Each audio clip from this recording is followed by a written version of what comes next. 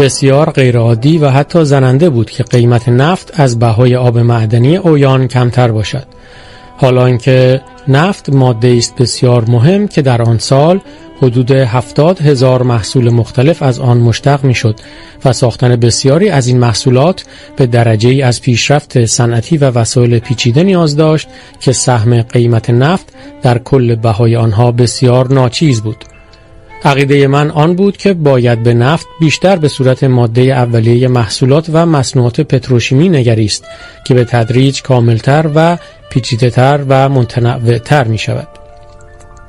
استفاده از نفت برای تولیدات حرارت با روشنایی یا راه بردن خطوط آهن از دیدگاه من سیاست عاقلانه‌ای نبود و نیست.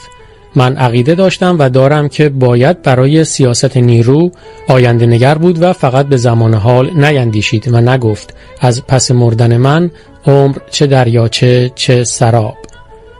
علیه سیاست کوتاه‌بین شرکت‌های نفتی بود که من اعلام خطر کردم.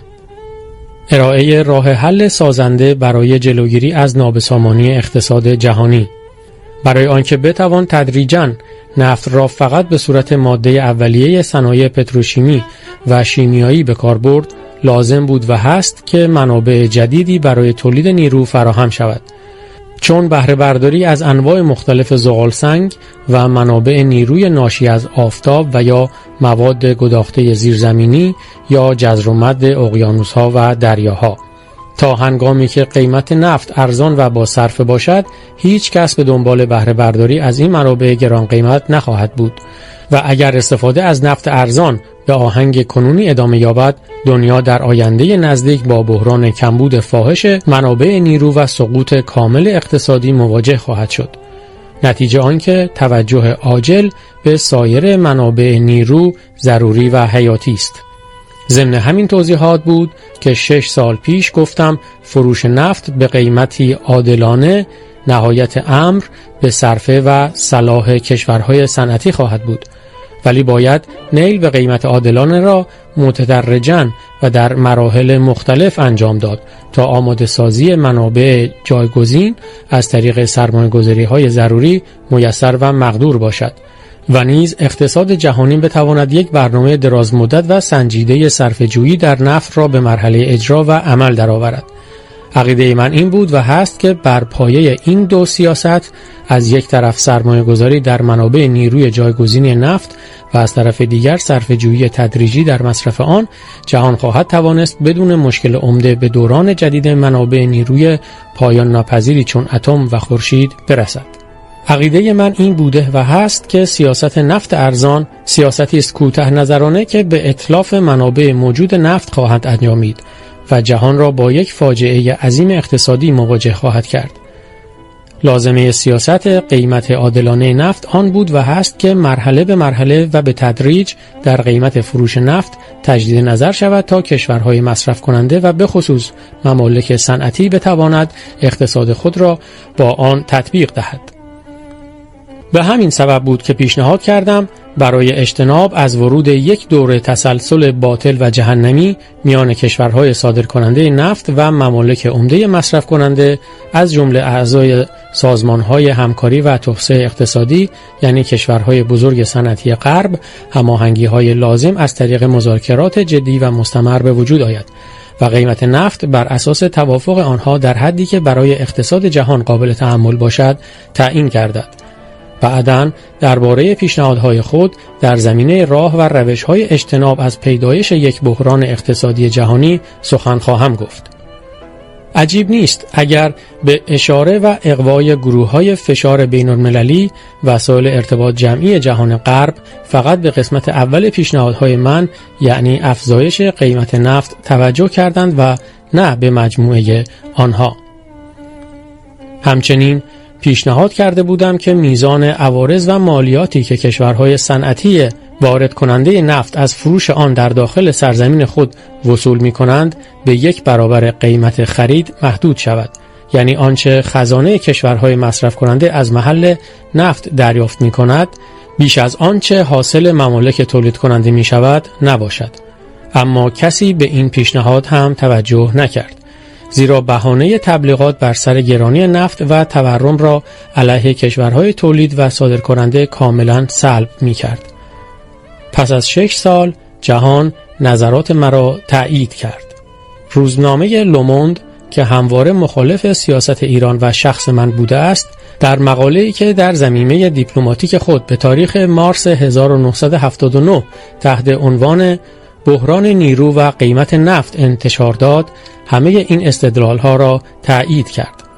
در این مقاله که 5 سال و 3 ماه پس از کنفرانس تهران انتشار یافت، همه آنچه من گفته بودم مورد تأیید قرار گرفته و بر ضرورت و لزوم فروش نفت به قیمتی عادلانه صحه گذاشته شده است. در این مقاله به رسوایی غیرقابل قبول اتلاف سالیانه 120 میلیارد متر مکعب گاز در جهان که بی حاصل و بی مصرف سوزانده می شود اشاره شده و به صراحت ذکر گردیده که سهم مالیات و عوارض داخلی در قیمت نفت در کشورهای صنعتی بیش از قیمت خرید آن از ممالک صادرکننده است. سرانجام نویسنده مقاله نزدیک 6 سال بعد از من بر ضرورت یک توافق جهانی بر سر قیمت نفت تأکید می کند. در این مقاله دقیقاً همه عقاید و پیشنهادهای من بازگو شده بدون آنکه اشاره‌ای به کنفرانس مطبوعاتی کاخ سعدآباد شده باشد. حتی مقابل مقاله روزنامه لوموند به یک مطالعه شرکت نفت کنتینانتال در سال 1976 دایر بر این که امکان رقابت میان 5 منبع دیگر نیرو را با نفت به وجود خواهد آورد و یک گزارش مؤسسه معروف راند که برای سازمان مرکزی اطلاعات آمریکا تهیه شد دایر بر این که افزایش قیمت نفت به $30 هر بشکه ذخایر نفتی قابل بهره برداری جهان را 2 برابر خواهد کرد استناد می کند.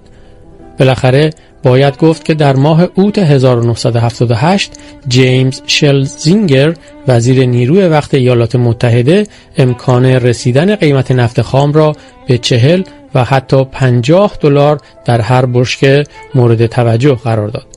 کافی است به نام‌ها و تاریخ‌ها توجه کنیم. سیاستی که وسایل ارتباط جمعی جهان 6 سال پیش خانمان ورانداز و تهدیدآمیز و شرم‌آور می‌خواندند و همگان را به مبارزه با آن دعوت می‌کردند، امروز به عنوان تنها سیاست معقول و منطقی مورد قبول و تایید قرار گرفته. اما کسی که آن را پیشنهاد کرد و امروز با حسن تدبیر و تعقل می توانست وسایل و موجبات اجرای آن را فراهم آورد، از صحنه سیاست جهان فعلا کنار رفته است. گناه من آن بود که حق داشتم. تصویب قانون جدیدی پیرامون نفت در ایران به خشم وسایل ارتباط جمعی جهان درباره کشورم و خود من افزود. طبق این قانون شرکت‌های نفتی خارجی فقط به عنوان خریدار نفت و یا طرف قرارداد شرکت ملی نفت ایران حق داشتند در کشور ما عمل کنند. میبایست در مرحله اول به شرکت‌های خارجی اجازه اکتشاف در منطقه محدود و معینی داده شود و در صورت حصول نتیجه و کشف نفت شرکت مورد بحث منحل میشد و شرکت ملی نفت ایران میبایست نفت حاصل را به قیمت بین المللی و با تخفیف حد اکثر 5% به آن بفروشد. از این پس شرکت ملی نفت ایران به احداث پالایشگاه‌های نفت در آفریقا و آسیا پرداخت و با شرکت نفت بریتانیا در بهره برداری از نفت و گاز دریای شمال شریک شد و حق مشارکت در اکتشاف منابع نفتی آبهای گرینلند را به اتفاق شرکت‌های بریتانیایی و آمریکایی و نروژی کسب نمود. هیچ یک از این توفیقات برای شرکت‌های بزرگ نفتی خوشایند نبود. در سال 1977 میلادی شرکت ملی نفت ایران با درآمدی معادل 22 میلیارد دلار مقام نخست در میان 500 شرکت سودآور جهان به دست آورد و با فاصله زیاد برد و از شرکت بزرگ اکسون و شل پیشی جست. بدین سان وعده‌ای که به ملت خود داده بودم که شرکت ملی نفت ایران را به صورت بزرگترین شرکت نفتی جهان درآورم، جامعه عمل به خود پوشید و تحقق پذیرفت. قبل از آغاز حکومت نفرت و حماقت و مسخرگی بر ایران، کشور ما 4مین تولید کننده بزرگ نفت در دنیا بود و در میان ممالک صادرکننده مقام دوم را داشت.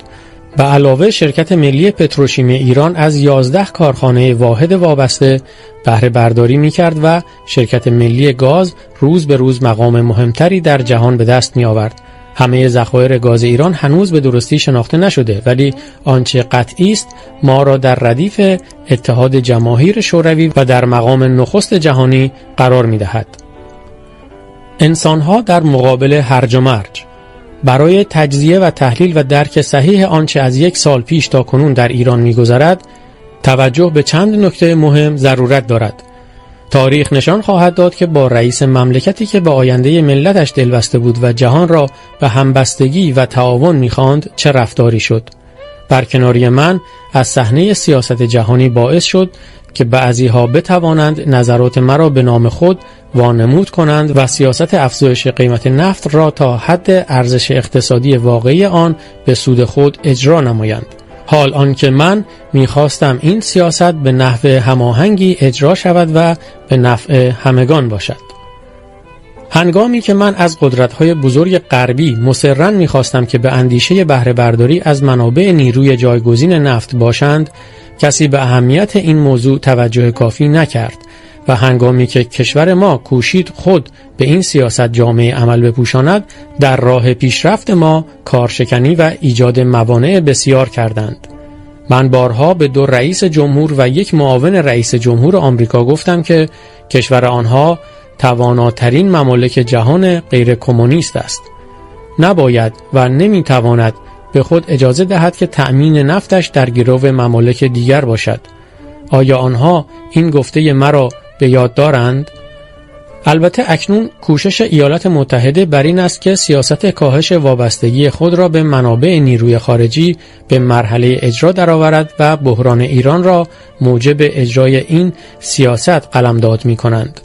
ولی امروز دیگر این سخن بهانه‌ای بیش نیست.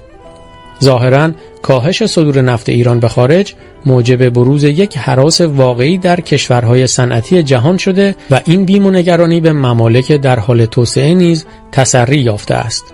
واقعیت این است که از وقتی که من از صحنه سیاسی و اقتصادی جهان کنار رفتم، یک تهاجم همه جانبه‌ای علیه تعادل و ثبات اقتصادی و سیاسی دنیا آغاز شده است که بیش از همه متوجه قدرت‌های بزرگ غربی است. این بحران در حقیقت وسیله است برای ایجاد و گسترش عدم ثبات در خاورمیانه و در اقتصاد جهانی. به همین سبب امروز عقیده عمومی بر این است که حوادث اخیر ایران تعادل قوا را در جهان به هم زده و وضع جدیدی به وجود آورده است که انسان‌ها باید خود را با آن تطبیق دهند. متاسفانه این وضع جدید چیزی جز هرج و مرج و نابسامانی نیست و این بیان دعوتی است از انسان‌ها که خود را با نابسامانی‌ها منطبق سازند، یعنی آنها را بپذیرند. چرا باید چنین باشد؟ چرا انسان‌ها نباید بتوانند با سیاستی مدبرانه اوضاع را تحت تسلط درآورند؟ آنچه من می‌خواستم پیشبینی و پیشگیری از این نابسامانی و هرج و مرج بود که سالها پیش از دیگران فرارسیدن آن را احساس و مشاهده می‌کردم.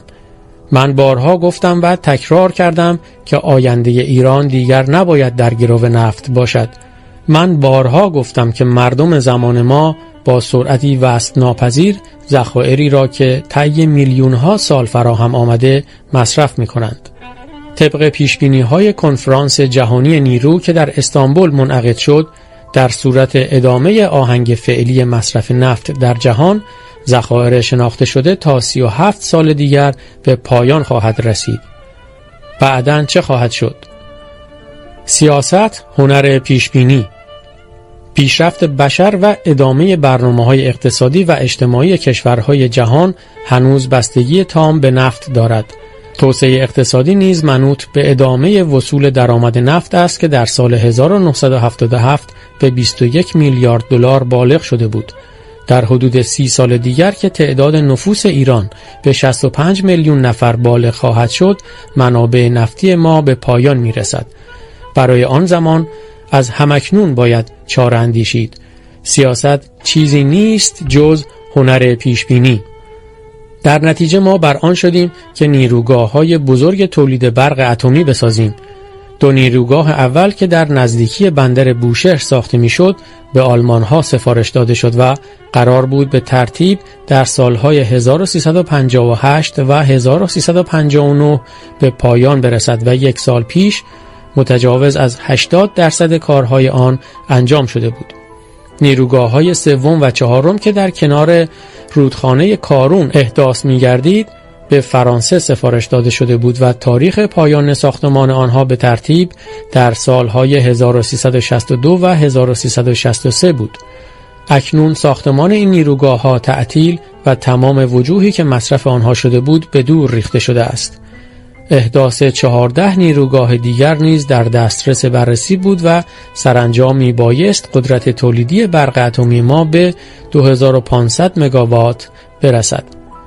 در بهار سال 1977 به دعوت ایران 500 تن از کارشناسان برجسته اتمی جهان برای بررسی درباره استفاده صلح‌آمیز از نیروی اتم در توسعه اقتصادی و چگونگی ترتیب همکاری بین‌المللی در این زمینه در شیراز گرد هم آمدند.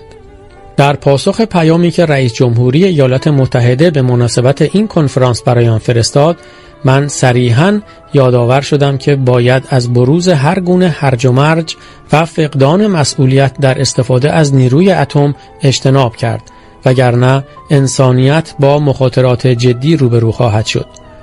در این پیام اضافه کرده بودم که کوشش ایران فقط در زمینه استفاده غیر نظامی از نیروی اتم است و در این راه با کلیه کشورهای علاقمند جهان همکاری خواهیم کرد. سیاست نیرو که مبانی آن را فوقاً شرح داده‌ام، یکی از سرزنش‌های اصلی است که نسبت به من ابراز شده. گناه بزرگ من این بود که خواستم به موقع و قبل از آن که دیر شده باشد ایران را از دوران نفت خارج کنم و به عصر اتم برسانم که خوشبختانه حتی در کشور ما خطر تشعشعات اتمی نیز به سبب صحراهای بزرگی که داریم موجود نیست. پس از بهمن 1357 همه طرح‌های بزرگ ایران در خارج با اشکال تراشی و مقاومت روبرو شد و آنها را تحقق ناپذیر و ناممکن جلوه دادند، حال آنکه همین دولت‌ها و مقامات 1 سال پیش از آن با شوق و التماس در مقام جلب سفارش‌ها و قراردادهای اجرای آن بودند. گفته شد برقی کردن شبکه خطوط ایران جاه طلبانه و غیر ممکن است. ساختمان راه آهن زیرزمینی تهران بلند پروازانه و تحقق ناپذیر است. شاهراه جنوب به شمال بیفایده و ناممکن است. ساختمان شاهلوله گاز به شوروی غیر مقدور است و غیره و غیره. و گناه من این بود که برای میهنم بلند پروازی می کردم و مرا متهم به داشتن جاه طلبی های شخصی می کردند. مگر نه این است که احتمال زنده ماندنم تا پایان این طرح‌های طویل المدت ناچیز بود. من برای خودم هیچ نمی‌خواستم. هدف و آرزوی من این بود که همه پیشبینی‌های لازم برای تأمین آینده ایران انجام شود، که وحدت و تمامیت ایران تضمین گردد، که ایرانیان مرفه باشند. خوشبختانه علیرغم همه تبلیغات، درستی هدفها و روشهای من بر کلیه روشنبینان جهان و دلبستگان به ایران آشکار شده است و سیاست مالی خولیایی بازگشت به قرون وسطا و ایجاد رعب و وحشت و اختناق دیگر مقبول هیچ کس نیست. هدف من نه خواب و خیال بود و نه اهریمنی. قسمت سوم، انقلاب سفید. فصل اول، مبانی انقلاب سفید. در سال 1332 12 سال از آغاز مبارزه من برای دفاع از موجودیت و تمامیت ایران می‌گذشت و دیدم که با چه دشواری‌هایی روبرو شدم و سرانجام چگونه توفیق به دست آوردم. لازم آمد که 25 سال دیگر هم برای دفاع از موجودیت و وحدت ایران و هم برای پیشرفت و توسعه کشورم بکوشم. در صفحات بعد مراحل مختلف این کوشش و تلاش را بازگو خواهم کرد. من یک هدف بیشتر نداشتم و هرگز آن را پنهان نکردم و آن سازندگی ایران، ایرانی مترقی و توانا بود که مردمش هم از مواهب و مزایای تمدن مادی برخوردار باشند و هم از اعتلاء معنوی و اخلاقی و فرهنگی. 5 هدف اصلی. برنامه دوم. من به خوبی می دانستم که چنین هدفهای بلند پایه‌ای با منافع و خواسته‌های سیاست‌های بیگانه‌ای که همواره ایران را ذلیل و ناتوان می‌خواستند هماهنگ نیست و دیر یا زود با آنها برخورد خواهد یافت. با این حال علیرغم فشارهای خارجی و سوء نیت و فساد بعضی از مسئولان داخلی دمی از پای ننشستم و به تلاش خود ادامه دادم. طی مدت 37 سال هیچ چیز مرا از انجام و کوشش برای رسیدن به آرمانهایم باز نداشت و حتی سوء قصدهایی که نسبت به من شد اراده ام را استوارتر کرد. در سال 1322 هنگامی که هنوز آتش جنگ فرو ننشسته و کشور ما با دشواری‌های بیمانندی روبرو بود، من هدفهای اصلی سیاست اقتصادی و اجتماعی کشورم را در 5 خلاصه کردم. نان برای همه، مسکن برای همه، پوشاک برای همه، بهداشت برای همه و آموزش برای همه. این هدفها را به همه دولت‌هایی که مباشر امور مملکتی می‌شدند یادآوری می‌کردم و سرانجام با تأیید و رأی ملت ایران آن را به مرحله اجرا درآوردم. فراموش نباید کرد که پیش از اصلاح قانون اساسی در سال 1328 پادشاه دارای اختیارات کافی برای رهبری امور مملکتی نبود. پس از این اصلاح و کسب اختیار انحلال مجلسین، من توفیق یافتم بعد از حکومت مصدق دولت‌های جدی، میهن پرست و پرکاری را مصدر امور نمایم. بر اساس 5 اصل فوق و به تناسب تدریجی جامعه ایرانی و نیازهایش اندک اندک اصول و مبانی دیگری برای سیاست اقتصادی و اجتماعی کشور اعلام نمودم که منتج آنها 19 اصل انقلاب سفید ایران است که در فصول بعدی به تجزیه و تحلیل آنها خواهیم پرداخت و نتایج اجرای آن را بازگو خواهم کرد. قبلا گفتیم که چگونه نخستین برنامه 7 ساله کشور با شکست مواجه شد. راستی که ترازنامه دولت مصدق برای ایران نکبتبار بود. در برنامه دوم قسمت مهمی از برنامه اول که اجرا نشده و یا ناتمام مانده بود ملحوظ گشت. هزینه های این برنامه به حدود 70 میلیارد ریال، اندکی کمتر از 1 میلیارد دلار می رسید. قسمت عمده اعتبارات مورد نیاز برنامه 7 ساله دوم می بایست از عواید نفتی کشور تأمین می شد. قسمت عمده اعتبارات مورد نیاز برنامه 7 ساله دوم می بایست از عواید نفتی کشور تأمین می شد. به همین سبب بهره برداری صحیح و عقلانی از منابع نفت و گاز کشور به صورت یکی از هدفهای عمده سیاست اقتصادی ما درآمد که من شخصاً به آن پرداختم. همچنین نوسازی کشاورزی ایران و ایجاد زیربنای لازم برای توسعه آن در برنامه دوم از اولویت خاص برخوردار بود. در این زمینه بود که احداث چند سد بزرگ و شبکه آبیاری و ایجاد کارخانه‌های کود شیمیایی و مراکز تولید نیرو در برنامه پیش بینی شد. پس از سال 1337 طول شبکه خطوط آهن کشور 3 برابر شد. در همین سال کشور ما دارای 5000 کیلومتر جاده‌های آسفالته و نزدیک به 30,000 کیلومتر راه‌های درجه سوم شده بود و احداث 2400 کیلومتر شاهلوله نفت ایران آغاز گردید. سراسر ایران را شور سازندگی و پیشرفت فرا گرفته بود.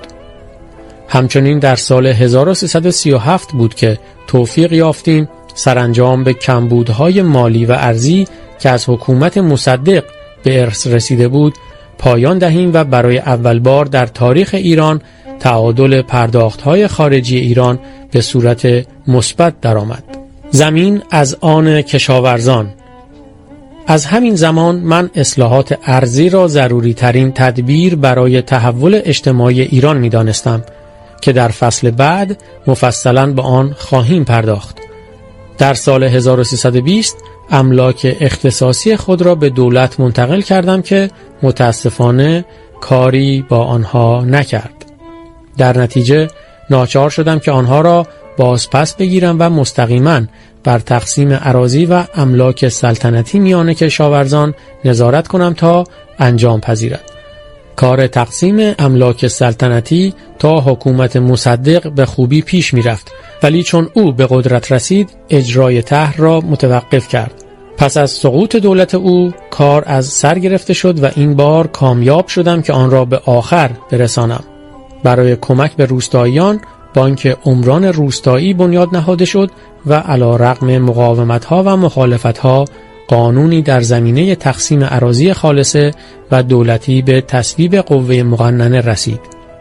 در نتیجه نزدیک به 200,000 هکتار از این اراضی تا سال 1955 میان 24,000 زارع تقسیم شد و بالاخره در بهمن 1341 قانون محدودیت مالکیت اراضی مزروعی به تصویب ملی رسید.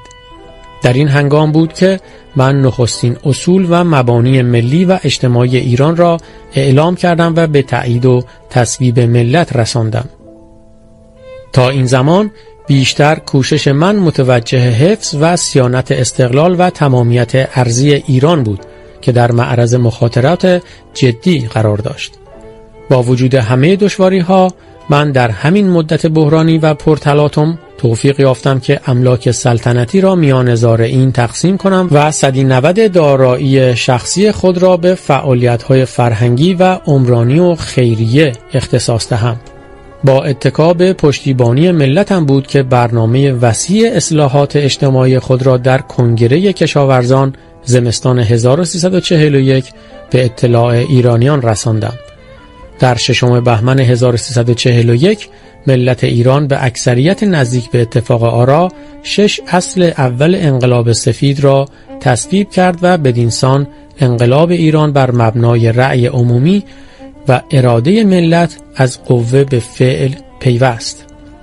دوران برنامه‌های عمرانی ملی از 7 سال به 5 سال کاهش داده شد تا با واقعیت‌ها و نوسان‌های اقتصادی هماهنگی بیشتری پیدا کند و پس از آغاز انقلاب سفید بود که 3 برنامه 5 ساله عمرانی کشور 1341 تا 1357 تماماً به خدمت ترقی اجتماعی و توسعه اقتصادی ایران یعنی انقلاب اجتماعی و ملی ما درآمد. در همین زمان من به هموطنانم یادآور شدم که اگر بعضی از احزاب و فرقه های سیاسی مرام و مسلک خود را تنها راه نجات می دانند و اگر بعضی دیگر پیشرفت کشور را در منازعات طبقاتی و برتری جویانه جستجو می کنند، نیروی اصلی انقلاب ما آن است که برای تحقق استیلای یک طبقه اجتماعی و یا یک نظام عقیدتی پیریزی نشده. انقلاب ما بر اساس شعارهای پیش ساخته و تکراری نیست، بلکه در مکتبها و مرامها و نظامهای عقیدتی دیگر هرچه را به خیر و صلاح ملت ایران باشد اختیار می‌کنیم و به کار می‌بندیم. به ایرانیان گفتم که هدف اصلی من آن است که ایران را طی مدت 20 سال به حد و توسعه و پیشرفت ممالک مترقی جهان برسانم و مسلماً در مراحل نهایی کار دشوارتر خواهد بود. اصلاحات ارضی در 3 مرحله انجام شد. در مرحله اول مقرر گردید که هیچ مالکی بیش از 1 ده نداشته باشد و مازاد این نصاب به کشاورزانی که در اراضی مربوط به بهره برداری و فعالیت مشغول بودند فروخته شد و ترتیب بازپرداخت قیمت اراضی بزرگ مالکان از طریق فروش سهام کارخانجات دولتی فراهم گردید. در مرحله دوم اصلاحات ارضی که از سال 1344 آغاز شد، مالکانی که رأساً به بهره برداری اراضی مزروعی خود نمی پرداختند مکلف شدند یا آنها را به صورت طویل المدت 30 سال به زارعان اجاره داده و یا بفروشند. بالاخره در مرحله سوم مقرر گردید که صاحبان اراضی استیجاری یا به تقسیم عواید با مستأجران بپردازند و یا بر اساس قراردادهای اجاره به فروش اقدام کنند. همچنین مقرر شد که اراضی مزروعی موقوفه عام به اجاره 99 ساله به زارعان واگذار شود و اراضی مزروعی موقوفه خاص را دولت خریداری کند و سپس به کشاورزان بفروشند. در عوض مالکان حفظ و مالکیت اراضی بایر به شرط بهره برداری و آبادی آنها برای مالکان باقی ماند، البته بدون آنکه نحوه بهره برداری کشاورزی بر بهره کشی فرد از فرد استوار باشد. نخستین آتش افروزی علیه اصلاحات. به هنگام ارائه اصول ششگانه انقلاب به ایرانیان یادآور شده بودم که اگر تایید و تصویب آن به رأی عمومی واگذار می شود، به آن خاطر است که دیگر هیچ کس نتواند در این اصول تغییری به وجود آورد و نظام ارباب و رعیتی را بار دیگر تجدید کند و برتری و استیلای منافع فردی بر منفعت عمومی را تحقق بخشد. ملت ایران در سال 1341 ندای مرا دریافت و نظرات و پیشنهادهایم را با شور و هیجانی بیمانند به اکثریتی قاطع تصویب و تأیید کرد. اما 6 ماه بعد با یک شورش خونین رؤسای ایلات در جنوب کشور و اغتشاشات دامنه‌داری در تهران در جهت مخالفت با اصلاحات اجتماعی روبرو شدیم. در مخالفت با پیشرفت ایران آشوبگران و آتش افروزان دنباله کار نفتی ها را گرفتند. شورش جنوب و اغتشاشات تهران به وسیله گروهی از خانها و بزرگ مالکان ترتیب یافته که چاره دیگری برای مبارزه و مقابله با اصلاحات ارضی نمی‌دیدند. اتحاد ملعون میان عوام سرخ و سیاه که در زمان حکومت مصدق آغاز شده بود اندک اندک انجام یافت، اما هنوز مکتب قریب مارکسیسم اسلامی یعنی جمع غیر ممکن بین اضداد پدیدار نشده بود. اغتشاشات خرداد 1342 جنبه کاملا ارتجاعی و غارت و چپاول و آتش افروزی به دست اراذل و اوباش داشت. محرک اغتشاشات، غارتها، آتش افروزیها فرد ناشناسی به نام آیت الله خمینی بود که مخصوصاً با اصلاحات ارضی و آزادی زنان شدیداً مخالفت می‌ورزید. در این هنگام وی از اعتبار و حمایتی در داخل کشور برخوردار نبود و عملاً مورد عفو قرار گرفت و تبعید شد. در 10 سال متعاقب این حوادث بود که مارکسیسم اسلامی در ایران پدیدار شد. برای هر مسلمان معتقد این ترکیب غیر قابل تصور است، زیرا مارکسیسم مکتبی است مبتنی بر مادیگرایی مطلق و نفی و انکار وجود پروردگار و دین را افیون و مخدر ملت‌ها می‌خواند. خوشبختانه در میان روحانیون فقط آشوبگران و متفکران مالی خولیایی یافت نمی شود. بسیارند آنهایی که جداً و صمیمانه به رسالت معنوی و روحانی و اخلاقی خود در اعتلاع انسانها عمل می کنند.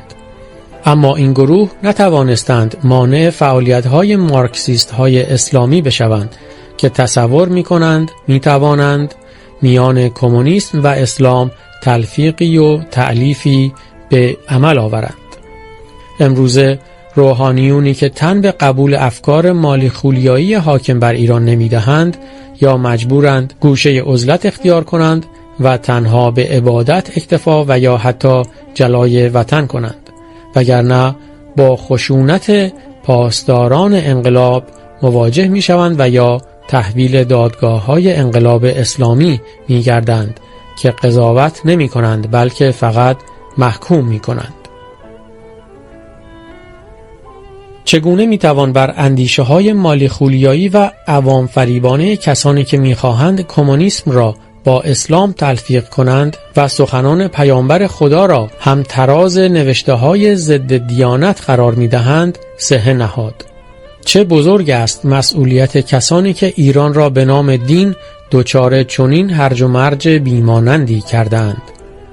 دنیا به خوبی می‌بیند که از چند ماه پیش به این طرف ایران دستخوش ناامنی، آدمکشی، نفاق، حکومت وحشت و اختناق و کینه و در آستانه یک جنگ داخلی است. تاریخ قضاوت خواهد کرد که من ایران را از همه بلیات مصون و محفوظ نگاه داشتم. پاسخ من به تاریخ جز این نیست.